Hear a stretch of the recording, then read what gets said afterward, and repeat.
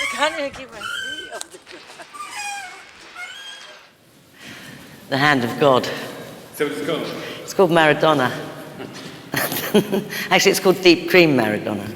Deep cream, that's lovely. It's the name of the colour. The reclining male nude. Is that the only male?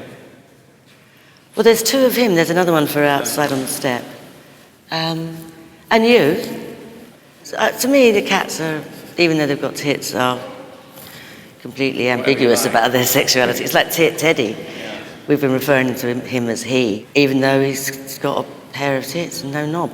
Stuff that I think. You've got the top of the knob right at the top of your head there. It's really good. Full of milk. Yeah. There is a word for being full of milk, isn't there? When a breast is full of milk. Lactating or something. Well, yeah, lactating is the doing of it, isn't it? Making the milk. So who's that? That's Edith. Okay, oh yeah. You're saying that. Otherwise known as Edith. Spelled Edith to us. Looks like Edith to us, but it's Edith to Edith. Conceived from the very beginning to be leaning on the toilet. Yeah, it kind of was. Well, actually, I got these guys because they've made handmade toilet seats to make us a toilet seat that doesn't have all the bits where it lifts up, so it's more of a solid thing. And actually, when you've just got the toilet seat in your hands, it's a bit like a palette. It's got that sort of artist palette look about it or something. There's something really amusing about it. Because I like the things of the wood with the other wood. Mm. Two tables, two surfaces. Mm. And it's the same thing with the fridge freezer, I suppose, with the ceramic of the toilet. But I love that shiny ceramic of toilets and the general curviness of the toilet as a shape. And, and then it's, it's a sort of recurrent thing. But that's why it's a recurrent thing with me, because it is so shapely and seductive. Yeah, and I don't think people think about that when they go to the toilet. But if you put it on a table or something, you think about that. Yeah, I guess so. It's very much a body, isn't it? Yeah. And it's nice, the sort of symmetry of the toilet going that way. And all that whole... They do echo each other. Yeah. They are lower halves of a body or something.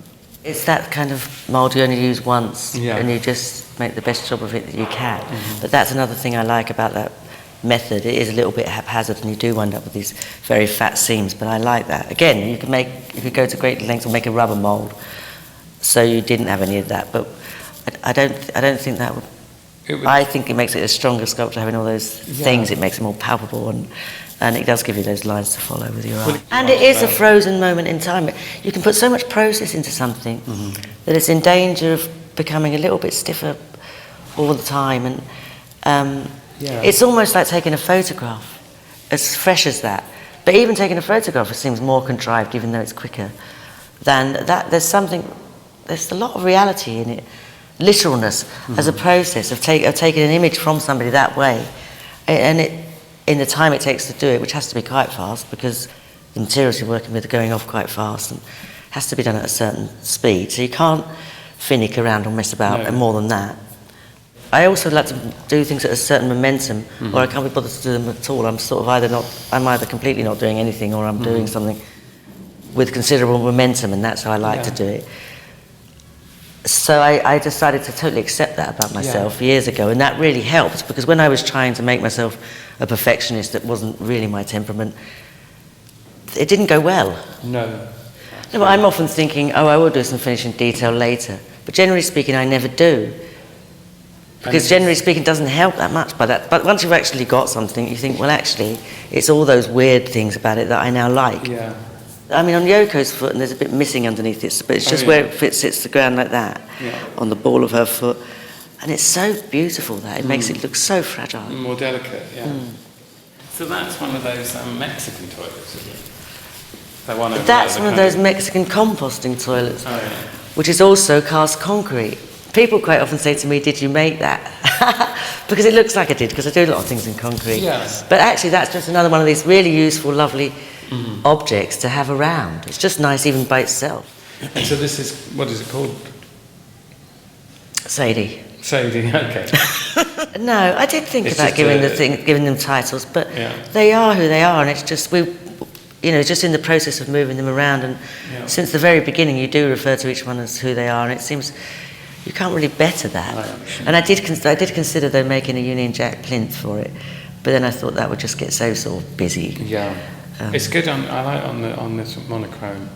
It's nice, isn't it? Perfect. Monochrome. Yolk. Yeah. What was I saying? Yeah. Oh no, just about the eggs thing and the egg yolk colour and the washing machine fried egg colour, and the fact that the washing machine fried egg is an egg.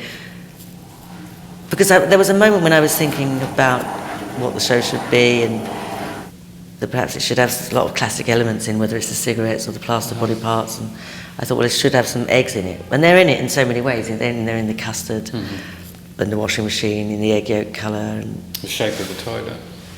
And some of the shapes and things, yeah. But talking of toplessness, or otherwise, the tops are in the painting. Well, I mean, that was sort of, I didn't even... Yeah. That wasn't a total premeditated thing. It's something I realised that I'd done. But they are there. Some faces. And yeah. And in a way, they sort of illuminates why you don't want the tops. In a way. I mean, they're all lovely, but it's a bit weird, that whole racket. Yeah. And I just came across that Polaroid of you in a drawer.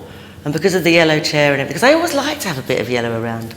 And in the countryside, there's two yellow chairs. It's an inscrutable sort of colour, really, isn't it?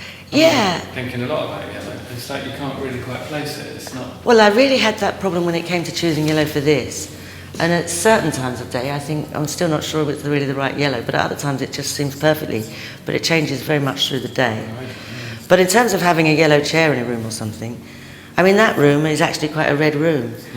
To me, it was too red, so I needed the yellow chair. Yeah, but anyway, the picture of you just happened to stumble across it at a certain moment, and it's so classic pervery. Yeah. But even having the tights thing on your legs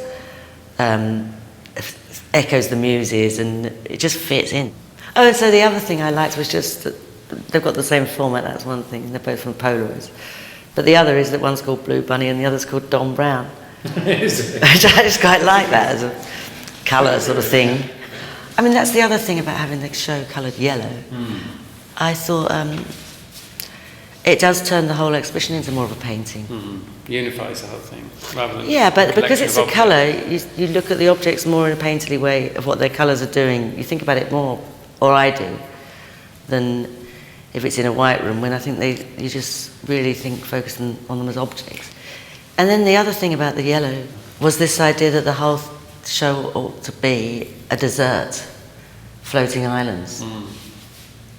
And the muses are the meringues, and the yellow on the walls is the custard. I was just about to think I haven't actually tackled the caramel, but I have in a way. The varnished wooden furniture is the caramel. A forbidden view. Indeed. That sort of stuff, isn't it? But there's something I don't think it's rude, like if it was a really like if it was a real body. I mean, it's really beautiful. Yeah. Particularly this one. The smoothness of it.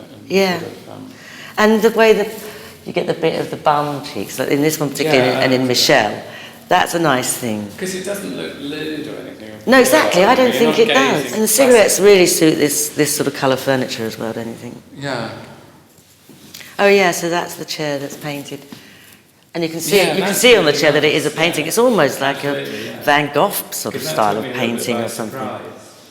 It was a bit of a double take. And I wonder if people will think the spam is cast, which it isn't. It's real spam. Yeah. But it could have been, couldn't it? Erica wants to know what spam is. She's never had it. She's never seen it before. Think she'd like it? Probably, yeah. We might still have a couple of tins. I don't know if we have. Sort of rubbery. We might have a couple of tins downstairs. Let's have a cider and some spam. Here comes the minimal sculpture. Oh, yeah.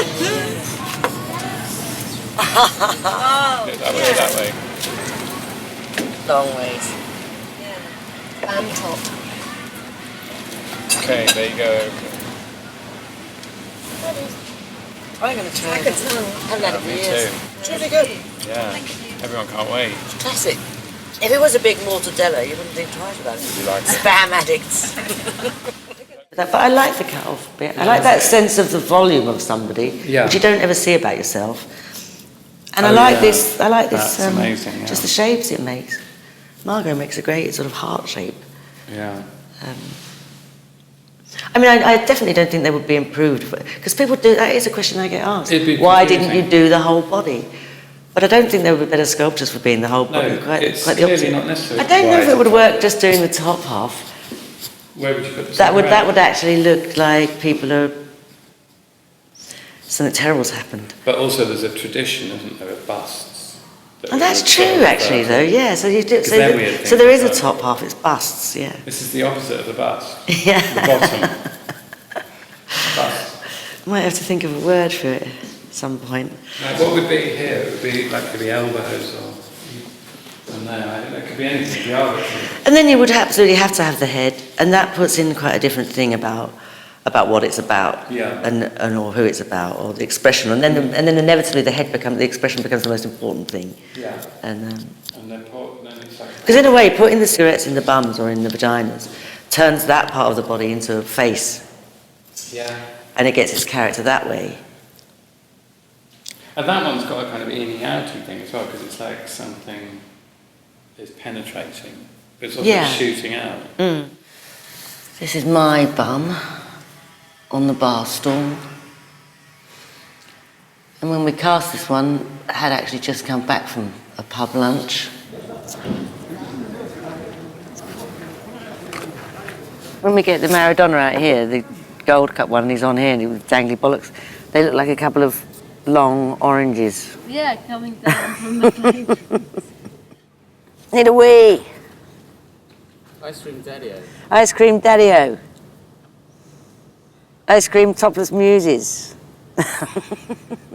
No, no. Goodbye, see ya.